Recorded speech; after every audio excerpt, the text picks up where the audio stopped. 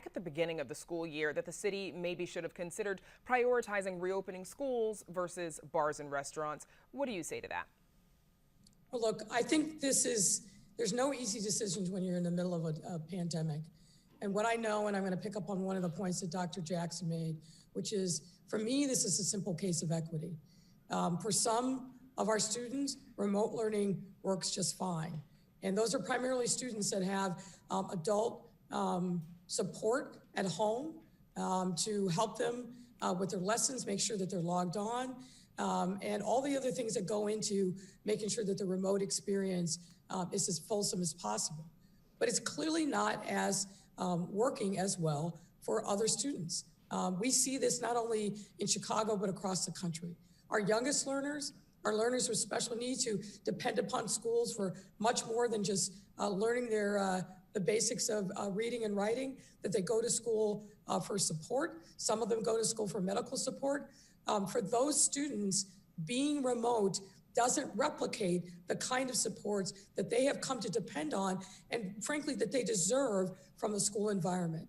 So obviously we're going to put students' health and safety first, but what we've seen not only here in the United States, not only here in Chicago, but across the world, is that schools with the right remediation measures in place are actually quite safe. And we have no place else to look than the 40,000 students in other forms of schools here in Chicago, whether it's the Archdiocese or other private schools, who have been in a form of either full-time in-person learning or hybrid learning since September. They have put in place the same kind of mitigation efforts that we intend to put in place, and they have been navigating this just fine. Not perfect, because there is no perfect situation. There's no situation where you can eliminate all risk, but we know what needs to be done in every building, in classrooms, what the rotation of teachers and students needs to be to maximize the opportunity. And Mayor, to that end, the Chicago Teachers Union has been adamant that it is not safe to return, that their clerks, assistant clerks, and technology coordinators who are working in the buildings are being forced to risk their own health by working in those schools. We know that there's been back and forth over disputes and mediations and arbitrations between the district and CTU, particularly over those clerks. Here's Union Vice President Stacey Davis Gates. This is not easy. It is emotional. It is difficult. It is taxing. And what we need in this moment is partnership, not the folks lobbying this as if it's a regular, day at the office, because it just isn't that. And that's from a virtual press conference that CTU hosted within recent weeks. Dr. Jackson, how do you get teachers and staff to buy into your argument for the need to return and that it is safe to do so? Well, first, I just want to extend the sentiments that Mayor Lightfoot shared in her remarks, which is that this is an equity issue. We absolutely agree that we have to do this and make sure that we're safe in our process. But I don't think anybody would argue with the long-term impact that many of our students will experience because of their inability to have access to their teachers in person on a regular basis. And so I'm perfectly okay going on the record, talking about the importance of this and fighting for in-person instruction for our students. But I would also say that we won't jeopardize the health of our students or our staff, which is why we put in so many different measures in order to make sure that people are safe. In addition to those mitigating strategies that we've talked about so often, just recently, we released a comprehensive report of the ventilation systems in Chicago public schools, where over 90% of those classrooms passed. And we committed to not hosting any in-class sessions in classrooms that haven't passed. And on top of that, adding air purification filters in every one of our classrooms for an added layer of support and comfort. And so I just want to stress the importance that this isn't a decision that you can make about one thing over the other. We know that COVID is a real threat. It's a threat that we've taken serious since the onset, but we also know and feel it's important to acknowledge that there is a real threat. There is a national emergency that we must address related to students' access to a high quality education, the education that they deserve. And that's if people are waiting for me to give up on that this school year, that's never going to happen. We believe our kids need to be in school, and we're going to stand ready to do that when it is safe to do so. And shifting. And Brandis, if I could just add, sure. Let's keep in mind the fact that there have been people, staff working in our buildings the entire year. From when in-person learning shut down, through the summer, through the fall, every single day, there are staff that go into CPS buildings and are doing their job. And we are doing everything that we can to keep them safe. And we will continue to do that. And so as Dr. Jackson has said, we need to build a pathway for our young people to get back into class so that we do not fall behind. And shifting We topics have to do everything we can to make sure that the young people who need it most, that need that in-person learning, have the opportunity to do so. And of course, parents obviously always have the ability to opt out. And there are going to be some parents that do that, but there are also going to be parents, and we know this already, who are going to opt in. Yeah. Okay, and shifting topics just a little bit, Mayor, while we've got you, there's been hopeful news this week about 2 highly effective vaccines that could be available to frontline workers potentially as soon as next month. Once they are widely available, is the city prepared to help distribute those vaccines, and what resources do you need? Oh, yes, we are absolutely prepared. And you're right, this is very good news about the Pfizer and then the Moderna. But I want to also caution, the CDC has set very specific guidelines on what the priority is going to be on who gets that vaccine first. And not surprisingly, that's going to go to healthcare workers that are on the front lines of the COVID fight. So realistically, I think it's going to be mid next year, mid 2021, before we see a mass production of vaccines that are going to be able to help the average person here in Chicago and across the country. But nonetheless, this is very good news. And our Department of Public Health has really been planning for vaccine distribution now for several months. I just got an update recently. I think we are well positioned as soon as we know that a vaccine is going to be available. But of course, we need further support and resources from the federal government. And I'm hoping that Vice President President-elect Biden understands that. Certainly what we've seen so far is they are poised to make sure that they help support the distribution of the vaccine when it's ready. In cities like Chicago, we built the infrastructure, but we're absolutely going to need additional support from the federal government. And briefly, Mayor, some aldermen have appeared skeptical of the taxes, borrowing, refinancing in your budget proposal aimed at addressing that $1.2 billion budget gap. Do you have the needed votes? Well, let me just be clear about something. This isn't my budget. This is a budget to run the city of Chicago. This is a budget to fund those programs and resources that our residents depend upon. Our seniors, homelessness prevention, affordable housing, and the basics of getting your trash picked up, in the winter, getting your streets plowed. So this is about, are we going to step up and do the right thing for our residents? This is not about me. This is about our obligation to be leaders for our residents and do what we were elected to do, which is to make the tough calls and do the right thing so that our city is stronger. That's what this boils down to.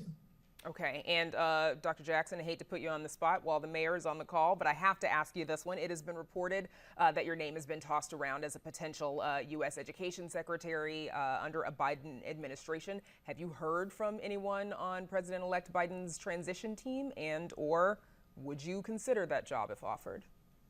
Well, thanks for asking that in front of my boss, but no, I haven't had any conversations with anybody on the Biden team related to that post. And, I think it's clear from every single thing that I do every day, my only focus is on Chicago public schools and specifically how we continue to educate our kids and get them back into school and make sure that they're getting the education that they deserve. So my hands are full. I have more than enough stuff to worry about.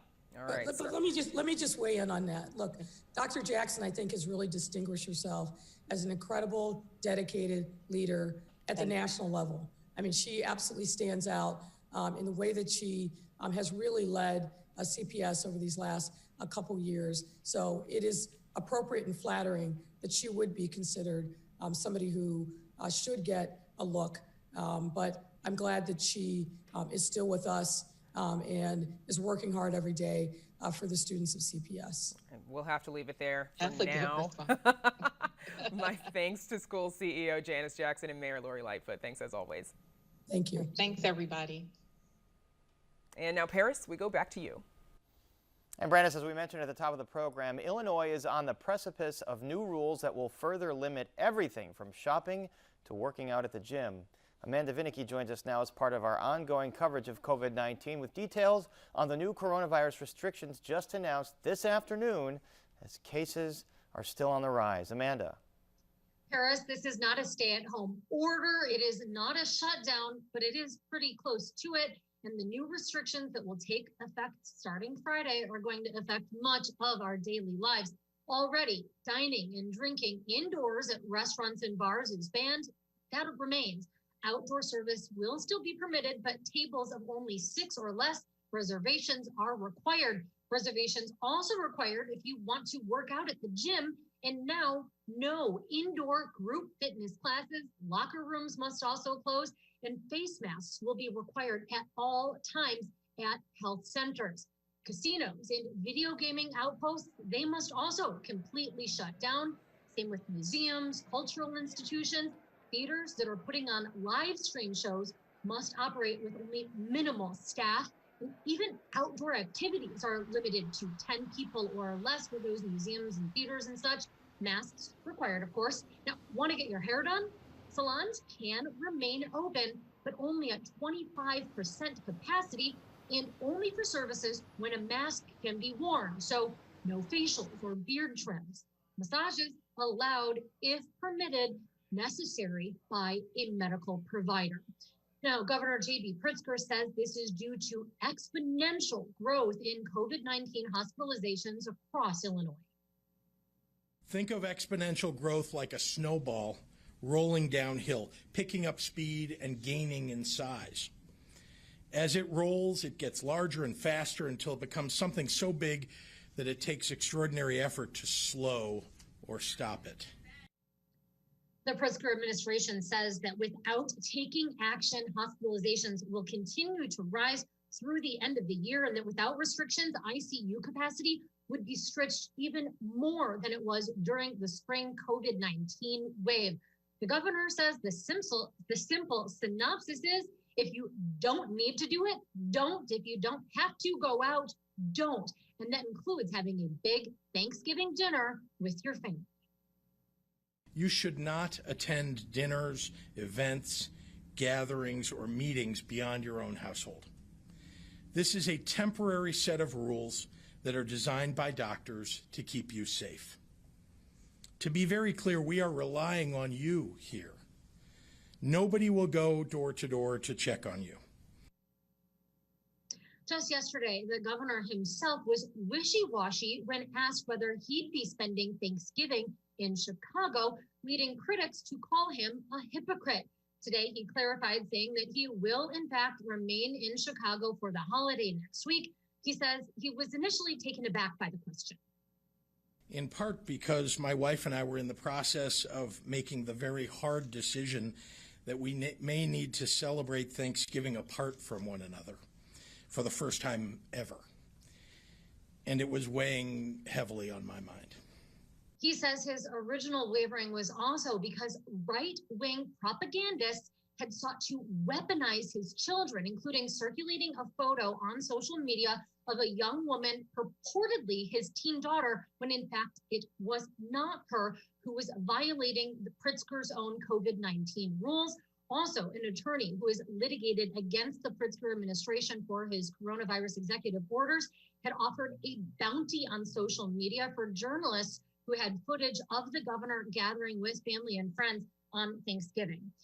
Republican legislators like Representative Avery Bourne say that, yes, she denounces those tactics, that family is out of bounds, but she says Pritzker's decisions are not off limits. And she says that he needs to be bringing in lawmakers instead of going it solo on his decisions. I wear a mask. It's a simple choice I can make to protect our most vulnerable and continue to keep our economy open. But we are also very concerned about the governor's go-it-alone approach. But many statewide organizations are backing Pritzker's approach this time around. Unlike before in the spring when there was that stay-at-home order, there's no separation between non-essential and essential businesses. Rather, under this, all stores, small and big box alike, must stay at 25% capacity or less, but those selling groceries can have up to 50% occupancy. The Illinois Retail Merchants Association says this strikes the appropriate balance. It doesn't mean that anyone's getting rich or can sustain that model forever, but it gives them the opportunity to serve customers. It gives them the opportunity to remain, buys them time. And it also gives consumers the ability to shop safely. Instead of jamming more people into fewer stores, we're now allowing people to spread out and shop at the retailers of their choice. And shopping, of course, is huge with the coming holiday shopping season. Now, these new restrictions will be in effect for at least 30 days, an executive order to be issued tomorrow. That is, unless one of the state's 11 regions have such a downslide in coronavirus cases and hospitalizations that they can have the restrictions scaled back. Paris, back to you. All right, Amanda, we'll see if the state can start to bend that curve. And now back to you, Brandis. Paris, thank you. One of the lessons of the COVID-19 pandemic so far has been an exacerbation of inequities for people already at society's margins. As the Biden administration prepares to take over during one of the greatest challenges in the nation's history, advocates for those living in poverty want to make sure their voices don't get lost in the transition. On our Sunday program, Chicago Tonight Black Voices, we spoke with Audra Wilson, president and CEO of the Chicago-based Shriver Center on Poverty Law. I began by asking her about the members who have been named so far to the incoming Biden administration's coronavirus task force. I think the selections so far are great, and obviously there are more to come. This is the single most important thing that he's going to have to do in his new administration, because we can't talk about any economic recovery or any other situation until we have this crisis under control. What are you hoping to see from the Biden administration with regards to COVID relief for individuals and families?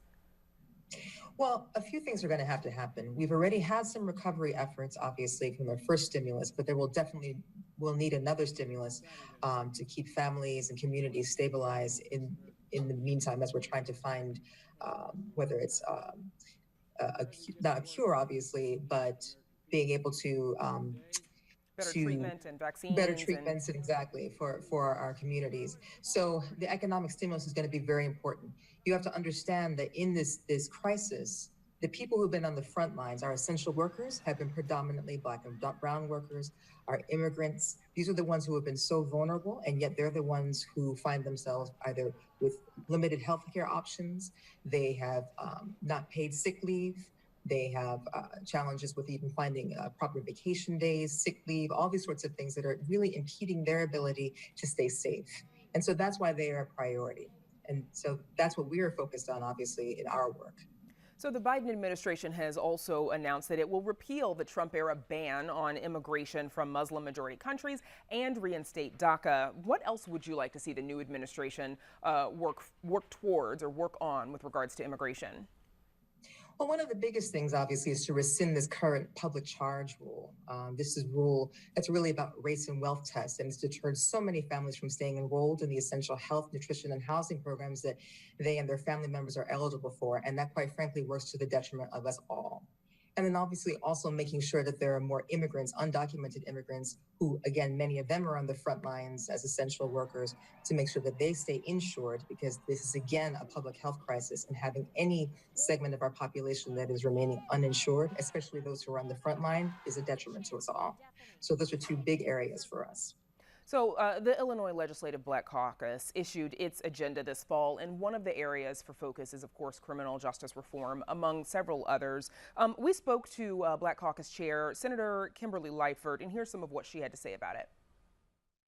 And we've been doing quite a bit of work around that space. We've held 7 subject matter hearings, having discussions from training to chokeholds, areas and ways we can reduce violence in our community, as well as holding the police accountable for excessive force. Audra, what is the Shriver Center advocating for with regard to criminal justice reform? Well, what the senator is highlighting in the package is really an anti-racist and inclusive economic recovery. And the pillars that she's laying out are really integral part of this package, because many of these patterns that we're seeing right now, especially the things that are happening in our communities, these are rooted in our nation's history of structural racism, and which curtails job opportunities for Black people through policies and practices such as unequal school funding, mass incarceration, hiring discrimination, and the like. So it's good to see that in the Black Caucus's agenda. And really, it is highlighting that the essence of an anti-racist and inclusive recovery, not just for our economy, but also for Black people. And we also know that the veto session, though, has been canceled, and that was part of our discussion with Senator Lightfoot earlier this week. What does that mean? Is progress slowed down without that veto session? Well, it's slowed down a bit, but I mean, obviously, this is not stopping advocates from moving forward and planning for a session beyond the veto session. So we're going to continue to fight and advocate. Obviously, we're going to continue to be pushing with the new administration coming in, and still continue to stay engaged with our lawmakers. So we're not going to be deterred by the fact that the veto session has been canceled. Again, that was a conversation that originally aired on our weekend program, Chicago Tonight, Black Voices. You can catch it Sunday evenings at 6 p.m. And now back to you, Paris. All right, thanks, Brandis. And still to come on Chicago Tonight, the next White House gatekeeper, a.k.a. the Chief of Staff, has been announced by President-elect Joe Biden despite an obstructed transition. With the COVID-19 pandemic surging across the nation, we get advice on how to keep you and your family safe for the holiday. Chicago Tribune columnist Heidi Stevens on her COVID-19 diagnosis and hospitalization and why she hesitated writing about it. Black was not used in any of the images that were made, that these were all colors that were mixed. And how an artist is responding to Blackout Tuesday in an exhibit exploring blackness as both an identity and color. But first, more of today's top stories. Some major pushback on Mayor Lori Lightfoot's proposal to raise city property taxes by $94 million. A number of aldermen today signaled they wouldn't support the proposal, including federally indicted 14th Ward Alderman Ed Burke. Burke's comments came in a committee meeting on Zoom featuring the mayor's chief financial officer. Burke says he believes the city should anticipate federal relief from a possible Biden stimulus plan once the president-elect is sworn in. Why not anticipate that, make some adjustments here, and refrain from this increase in the levy?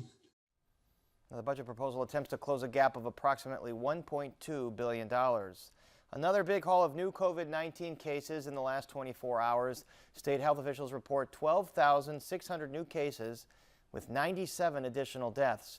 The total caseload right now is approaching 600,000, with deaths approaching 11,000. The 7-day positivity rate right now is 14.5%, and we'll have more on what health professionals advise for Thanksgiving later in the program.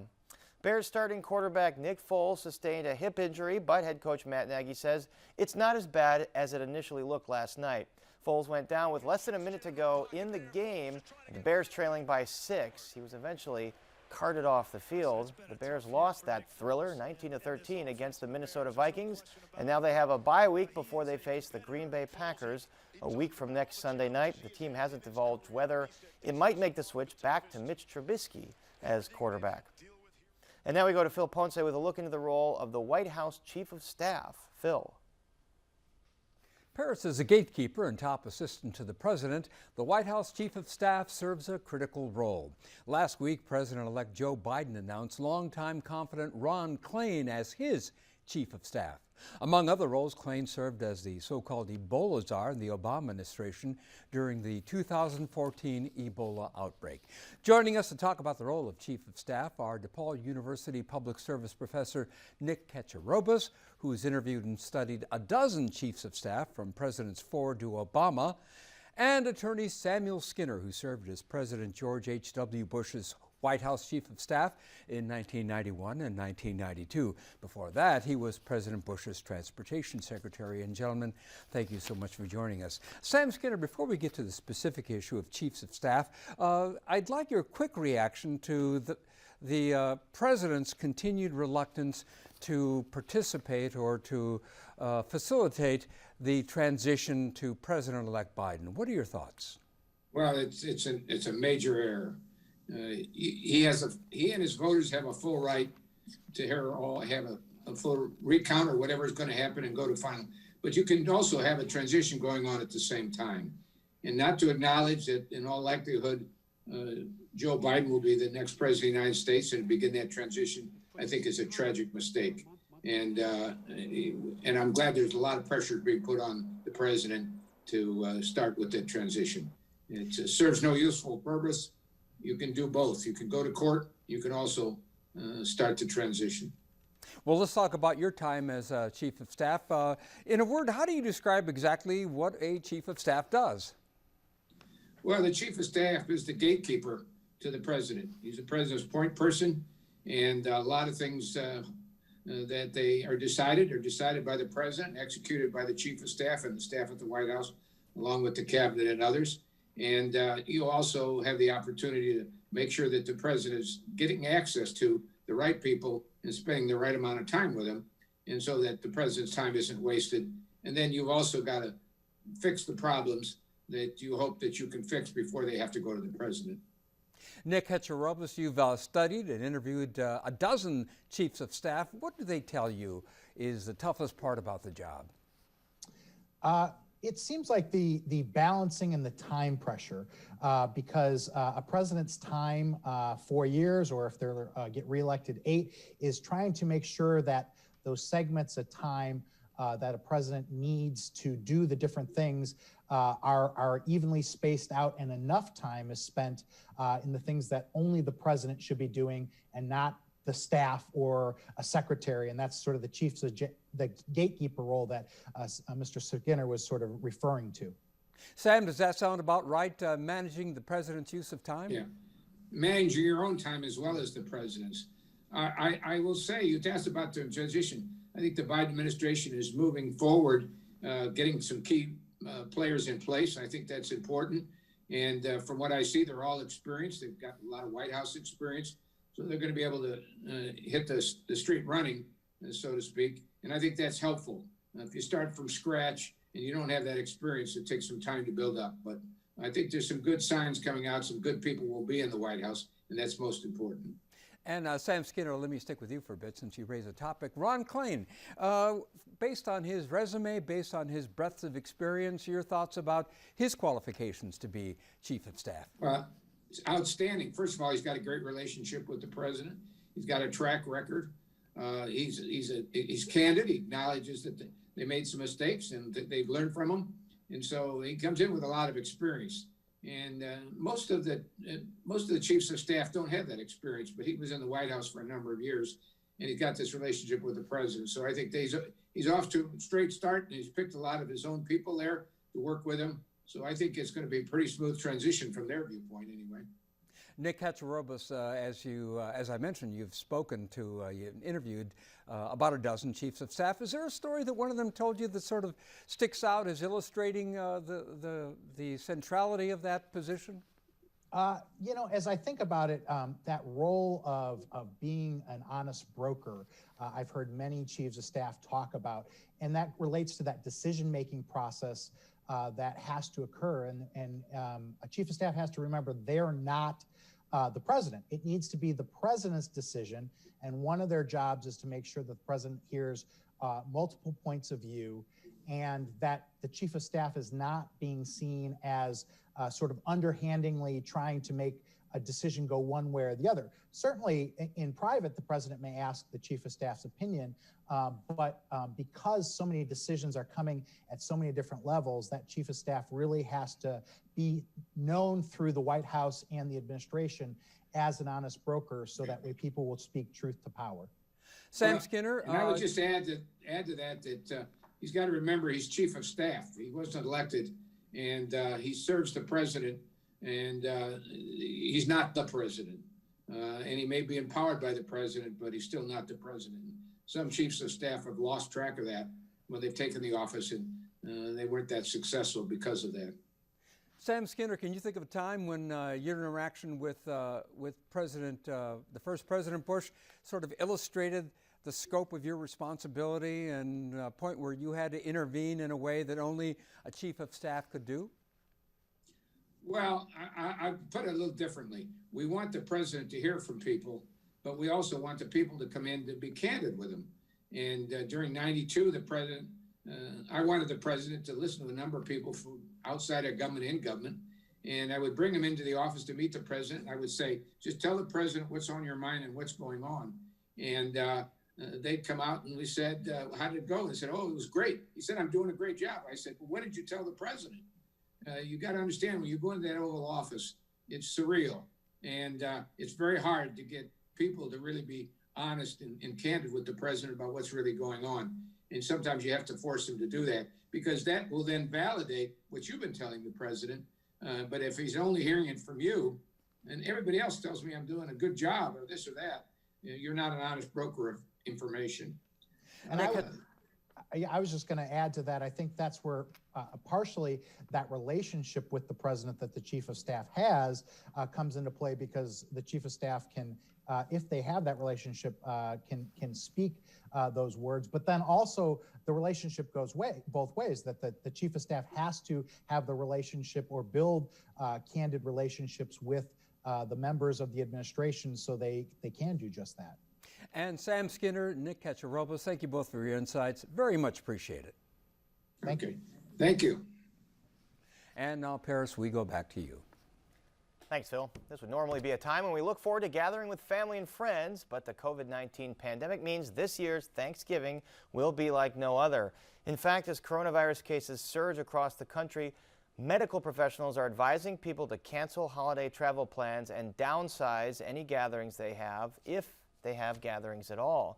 And joining us now to give us her advice on how to safely navigate the holiday is Dr. Emily Landon, a specialist in infectious diseases and executive medical director for infection prevention and control at Chicago Medicine, and a top health advisor to Governor Pritzker on this. Dr. Landon, welcome back to Chicago Tonight. Thank you for having me. All right, so first of all, you heard the governor talk about the rise in in cases in hospitals and the reduction in hospital capacity. Are you worried we're going to reach a point where we're maxed out with hospital capacity and medical workers? Yeah, this is definitely a possibility on the horizon. And it's one of the main reasons why we all need to decrease the number of close contacts that we have. That's people that we spend time with unmasked. Hospitals, some hospitals still have space, but a lot of hospitals are becoming very short on healthcare workers. And that is a real problem. In the spring, we used a lot of agency workers and temporary workers from other parts of the state and nearby states. We don't have that option right now because all of the hospitals are really stuffed to the gills. All right, let's talk about Thanksgiving. So the CDC has put out some tips for safely celebrating Thanksgiving. Among them, eat outdoors. If indoors, open the windows, limit the number of guests, have guests bring their own food, drinks, and utensils, limit number of people in food preparation areas, clean and disinfect frequently touched surfaces, and also Chicago's Health Department Commissioner Dr. Allison Arwady weighed in on this topic today too. Let's have a look. People who are traveling are coming from places where COVID is surging. So if you've not canceled your Thanksgiving travel plans, now is a good time to be having that really difficult conversation with friends and family. All right, Dr. Landon, bottom line, what should families do for Thanksgiving to celebrate it safely? Stay home. Stay in your own home with the people that you live with every day. Now, I understand that some people really still want to get together, even in a limited way with some family members. If you choose to do so, there are precautions that you can take, but the risk goes up exponentially every time you add different households to this Thanksgiving dinner. And what about families that have students coming home from college? Should they get tested right away? And even then, does that mean they're all clear? Well, an important thing to know about testing is that a test today reflects the risks that you took or the possibility that you picked up COVID 5 to 10 days ago. So if you get tested today, it doesn't tell you anything about what's happened in the last 5 days, and that could become a problem in the next few days. So when we get tested, unless you're doing it literally on Thanksgiving morning, I'm not sure that it's going to be as helpful as people think it's going to be. And those individuals coming back from colleges, this is a personal decision for families to make about how they want to handle it. I strongly recommend that even if you get tested, that for about 7 days, you have these individuals are higher risk. They're being integrated into your family bubble. They could be bringing COVID with them. I recommend that they sleep on their own, that they eat on their own when possible, that they use as much of their own space as possible. And when they spend time in the same room with family members, they should wear a mask. All right, let's talk about the vaccine. So Moderna, 95% success rate in a clinical trial. Pfizer, 90% success rate. What does that tell you about the time frame for when a vaccine might be approved by the FDA and how it would be rolled out in Chicago? Well, these are interim analyses, and they're very helpful. In fact, I think most of us did not think that even the ceiling of effectiveness would be this good. And so it's wonderful news to hear about 2 vaccines. But we still have to finish the couple months of safety analysis. Some of the later enrolled participants are still undergoing that safety analysis. You want to make sure that they not just don't get COVID, but that they also don't have any side effects from the vaccine. Once that's been accomplished, then these companies can apply for emergency use authorization through the FDA.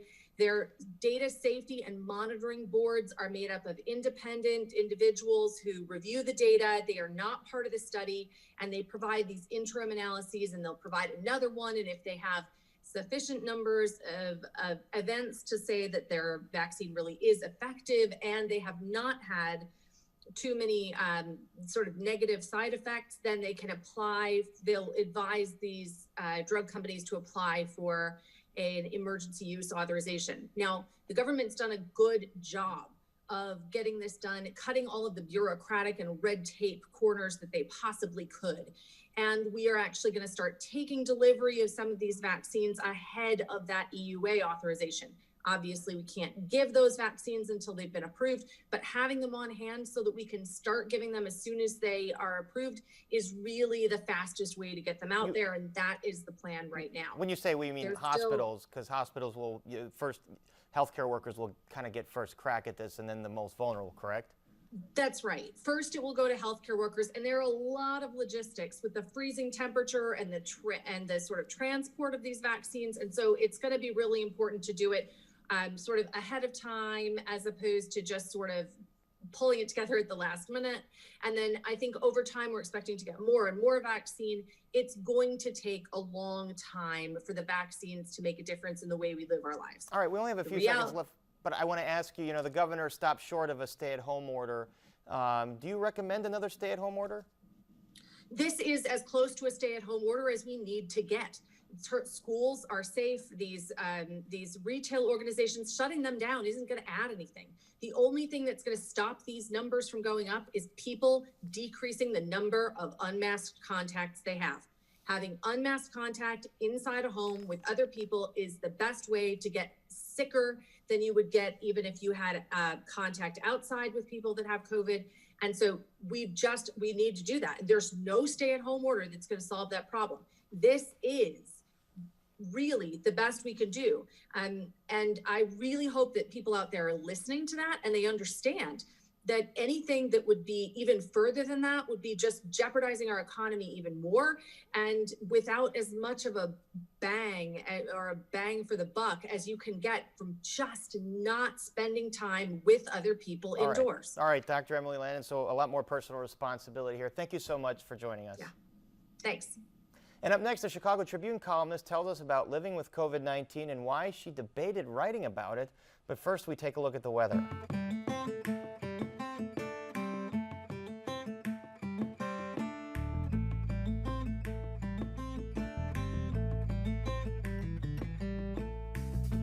Heidi Stevens is a writer for the Chicago Tribune who has mined her own life for her columns, but writing about her experience with COVID-19 gave her some pause. And joining us now to talk about her COVID-19 diagnosis and hospitalization is Heidi Stevens, who writes her Balancing Act column for the Chicago Tribune. Heidi Stevens, thanks for being with us.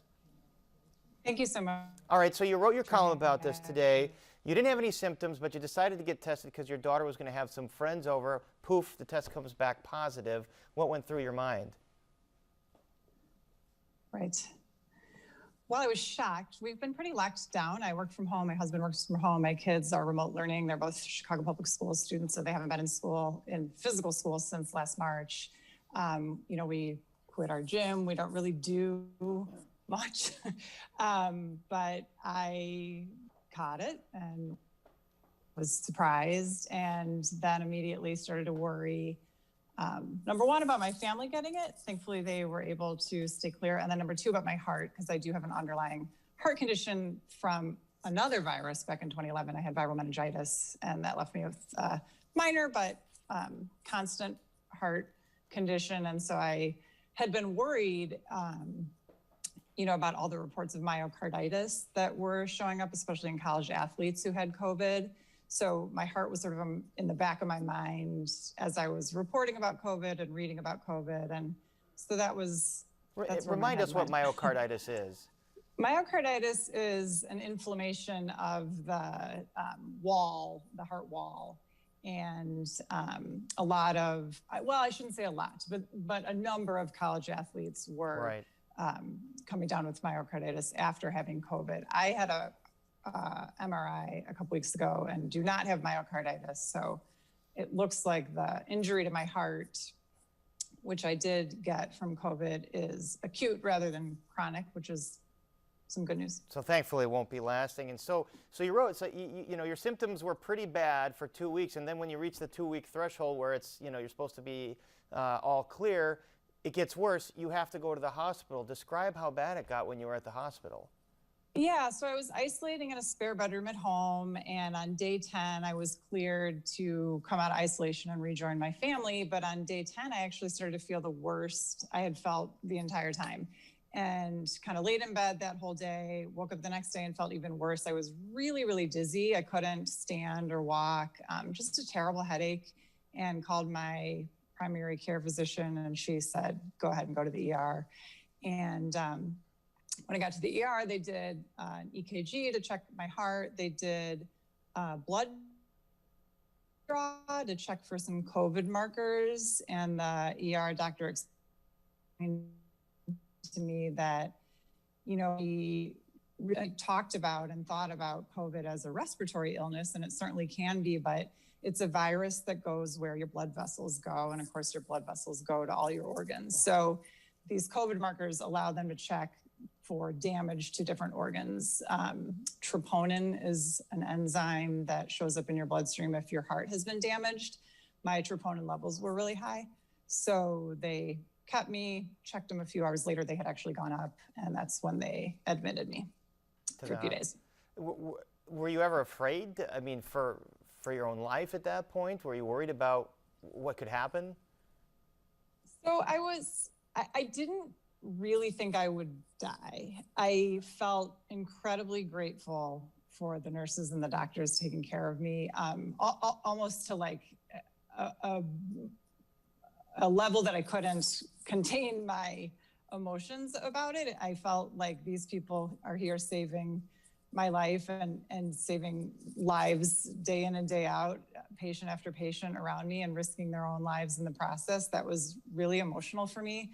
I felt that, I think, more than fear for my own life. But I also know that, there's a chance if I hadn't gone to the hospital and they hadn't given me blood thinner shots when they did, I could have had a clot that could have turned into a stroke or a heart attack. I don't know. That was part of the reason I wanted to tell this story, was because there is so much mystery around COVID. You don't know what to do. You don't know when you're lying in bed at home. Do I feel worse than I should? Do I feel better than I should? Do I feel worse than I did yesterday? Should I call my doctor? Should I go to the hospital? There's just so much unknown around it, and it affects so many people so differently, that I just wanted to give one first-person account that I experienced, and hope that someone might learn from it. All right, Heidi and Stevens, find some clarity from it. And thankfully you're feeling good now, correct?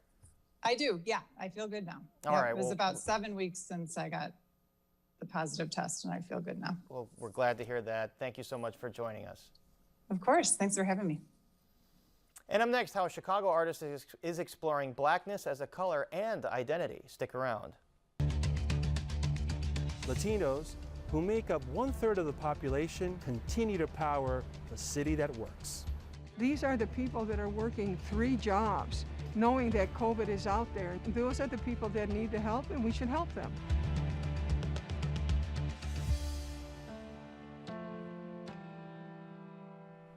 For the first time ever, arts nonprofit 3 Arts is gifting 3 past grant recipients with a second award, this time for $50,000. Among those recipients is Chicago-based artist and architect Amanda Williams. Her latest exhibition responds to the social media trend Blackout Tuesday, in which Instagram users posted black squares to show solidarity with the Black Lives Matter movement. Arts correspondent Angel Ito shares more on how this exhibit explores blackness as both a color and an identity. In a city like Chicago, and growing up black on the South Side, you cannot ever be separated from your race. For the past 6 months, visual artist Amanda Williams has been identifying a different black every day on her Instagram in response to Blackout Tuesday. That has since become an exhibit titled, "What Black Is This, You Say?" So this is a great way to really dissect to minutia which part of your black. Is it the black where you put sugar on your Frosted Flakes? Or is it the black that you think you're better because you know which fork to use to eat your shrimp at a fancy event? And so it really does cross generations, regions, socioeconomic status, chromatic color, that in fact no one is black. We have some very, very dark-skinned people, we have some very, very light-skinned people, but that blackness is something that either you choose to embody or there are ranges of it that are projected onto you.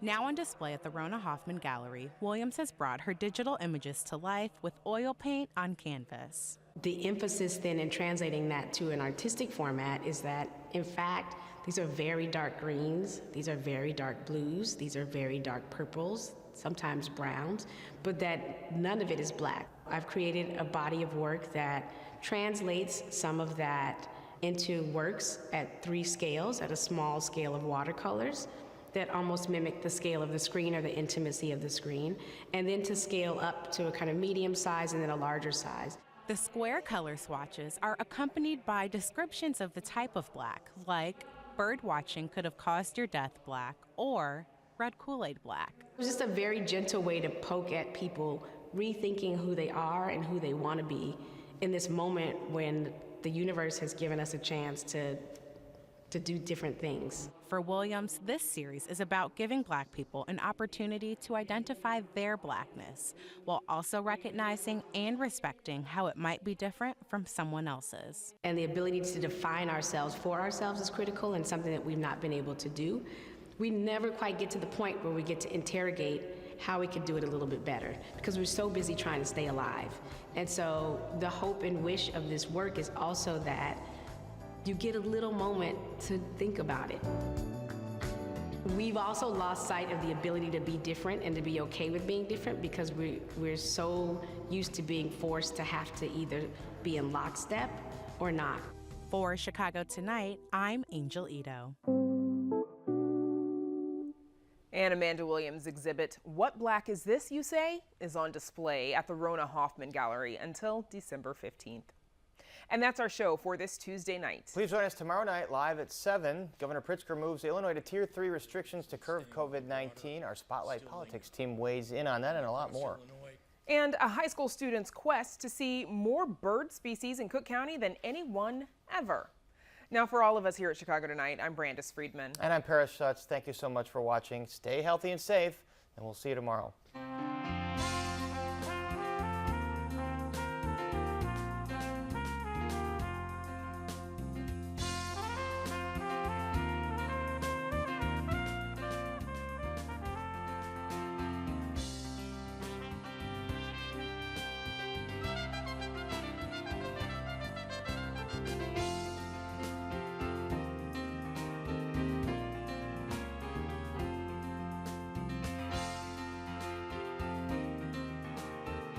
Closed captioning is made possible by Robert A. Clifford and Clifford Law Offices, representing dozens of families in the crash of a Boeing 737 MAX 8 jet.